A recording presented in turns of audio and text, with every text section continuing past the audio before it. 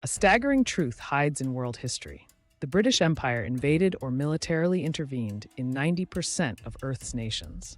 From 1600 to 2000, only 22 countries escaped British aggression.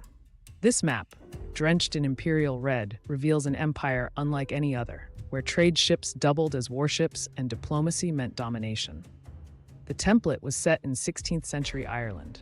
Under Elizabeth I, England conducted Europe's first colonial experiment, confiscating lands, banning Gaelic language, and establishing the plantation system. Ireland's suffering became the prototype for future invasions. Cultural erasure, economic exploitation, and military occupation walked hand in hand. In 1600, the East India Company received a royal charter, not just to trade, but to wage wars and govern territories. By 1757, this private corporation controlled India's Bengal region with 260,000 soldiers, extracting $45 trillion in today's value. Profits flowed to London shareholders while famines killed millions. Capitalism and colonialism became inseparable.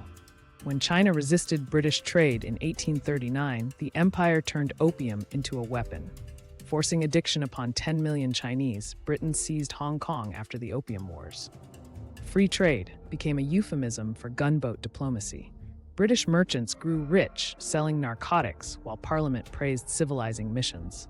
The addiction crisis devastated China for generations. At the 1884 Berlin Conference, European powers partitioned Africa like cake. Britain claimed the lion's share. Arbitrary borders split ethnic groups, igniting future conflicts. In Kenya, the British invented concentration camps during the Mau Mau Rebellion. Over 1 million Africans died resisting colonial rule, their lands stolen for tea and rubber plantations that still feed global markets today. Britain weaponized education to erase identities. In India, Thomas Macaulay's 1835 policy replaced local languages with English, creating a class of persons Indian in blood but English in taste.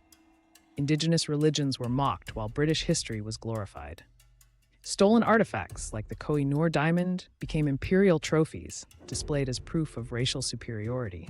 Today, London's British Museum showcases looted treasures as gifts: the Rosetta Stone, Benin bronzes, and Aboriginal artifacts. Visitor plaques omit colonial violence, celebrating discovery instead of theft. School textbooks minimize empire's horrors, portraying it as benevolent development.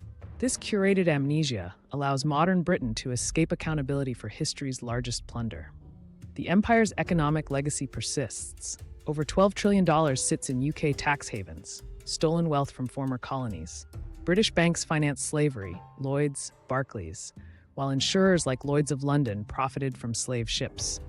Even today, former colonies remain trapped in debt systems favoring London, their resources still flowing westward as repayment for colonial-era investments.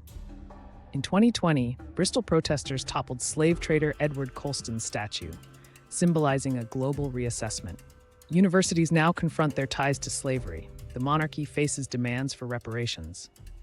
Yet Britain still celebrates Empire Day nostalgia while ignoring calls to return stolen artifacts or acknowledge genocide.